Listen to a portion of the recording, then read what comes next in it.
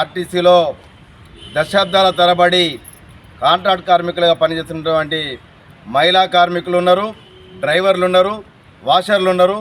వీరికి కనీస వేతనాలు దశాబ్దాల నుండి అమలు కావటం లేదు. ఇప్పటికైనా మన రాష్ట్ర ప్రభుత్వం 22 జీవోను తక్షణమే అమలు చేయాలని చెప్పేసి ఏఐటీసీ కాంట్రాక్ట్ వర్కర్స్ నుంచి వెళ్ళి డిమాండ్ చేస్తూ ఉన్నాం. అదేవిధంగా పని భద్రత, పని అవసరాలకు సంబంధించినటువంటి తగు జాగ్రత్తలు, దానికి సంక్షేమ పథకాలను కూడా అమలు చేయాలని చెప్పేసి, కనీస వేతనాలను కూడా తక్షణమే అమలు చేయాలని చెప్పేసి ఏఐటీసీగా డిమాండ్ చేస్తూ ఉన్నాం. లేని పక్షాన మేము చేసే ఆందోళన పోరాట కార్యక్రమాలకు ఆర్టీసీ డిపో యాజమాన్యమే బాధ్యత వహించవలసి ఉంటుందని చెప్పేసి తెలియజేస్తూ ఉన్నాం.